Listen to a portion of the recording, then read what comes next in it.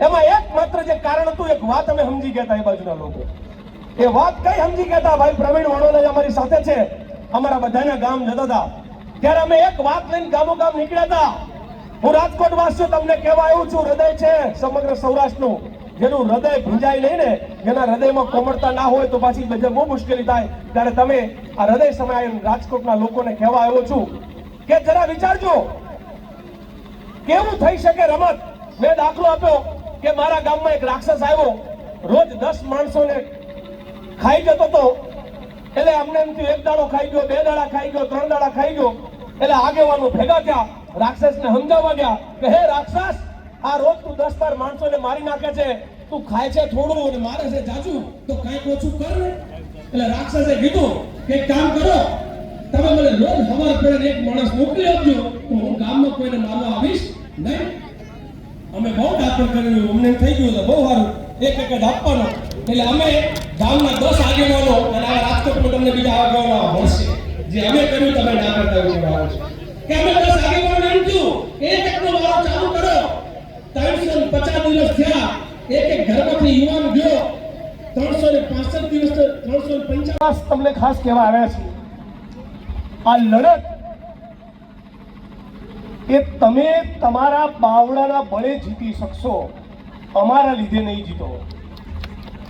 તમે ગાંઠ વાળી દો, તમે સંકલ્પ કરી દો કે આ દુનિયા ઊભી થઈ જાય, બાકી અમારું ઝૂંપડું કે અમારું મકાન પડવા દેવાનું નથી. તાકાત નથી ભૂપેન્દ્ર પટેલની સરકારની કે તમારા ઘરની બાજુ બુલડોઝર લઈને આવે. આ દેશના બંધારણે તમામ જ્ઞાતિ અને ધર્મના ભાઈ બહેનોને સન્માનપૂર્વક જીવન જીવવાનો અધિકાર આપ્યો છે. અને અધિકાર એમને નથી બન્યો. અચાનક એક દિવસ અંગ્રેજોને મન થયું કે ચલો ભારત ભૂમિ છોડી દઈએ, મુક્ત થવું. આ દેશની આઝાદીની લડત બાદ ડોક્ટર બાબા સાહેબ આંબેડકરની કલમે લગાયેલું આપણે એક અદ્ભુત દુનિયાનું એક મહાન સંવિધાન, એક બંધારણ પ્રાપ્ત થયું. અને બંધારણની અંદર દરેકે દરેક નાગરિકને સન્માનપૂર્વક જીવન જીવવાનો અધિકાર આપ્યો. અધિકાર આપ્યો રોટી, કપડા, મકાન, શિક્ષણ, આરોગ્ય અને રોજગારનો. એક બાજુ એક એવું ભારત જેમાં મુકેશ અંબાણી 27 માળની બિલ્ડિંગમાં રહેતો હોય, અને બીજી બાજુ એવું રાજકોટ જ્યાં તમારા ઘર તોડવા માટે નોટિસો આપતા હોય. આવું ભારત, આવું ગુજરાત, આવું રાજકોટ, રાજકોટ શહેર કોંગ્રેસ સમિતિને મંજૂર નથી. એટલા માટે તમારી વચ્ચે આવીને ઉભા છીએ. આજે કલેક્ટરશ્રી સરસને રજૂઆત કરી કે બિલ્ડિંગો તાકાત હોય આ સરકારની, પોલીસ પ્રશાસનની, તો ભાજપના નેતાઓ ગુજરાત અને રાજકોટની જનતાને લૂંટીને જે તગડા થયા છે અને ગેરકાયદેસર જે મકાનો અને બિલ્ડિંગ ઉભા કર્યા છે, તાકાત હોય તો તમારું બુલડોઝર ત્યાં મોકલો. ભાજપના ધારાસભ્યો, સંસદ સભ્યો, મંત્રીઓ, ગુજરાતના ઉચ્ચ અધિકારીઓ, બિલ્ડરો, રિયલ એસ્ટેટના માફિયાઓ, જમીનના દલાલો, આ લોકોએ જે દબાણો કર્યા છે, આ લોકોએ મોટી મોટી બિલ્ડિંગો ઊભી કરી છે. તમારામાં પાણી હોય તો મોટા ઉદ્યોગપતિ અને રિયલ એસ્ટેટના માફિયાઓની એક કાંકરી ખેરવીને બતાવો. ખબરદાર જો મારા બહેનોની સામે જોડું છું તો.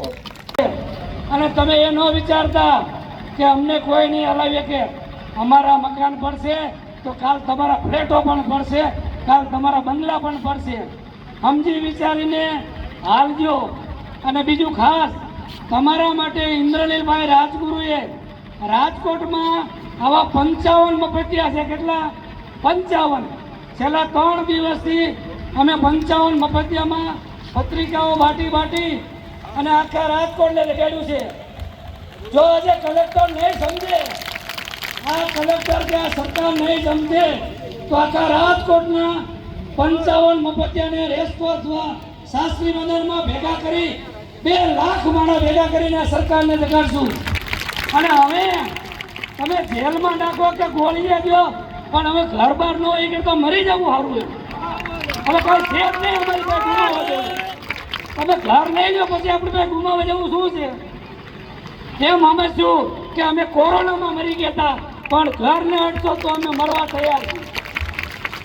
એટલે જે કાંઈ આપણી રીત છે એ ગાંધી સીધ્યા રાહે આપણે લડી રહ્યા છીએ. આપણી વચ્ચે થોડી જ વારમાં જિગ્નેશભાઈ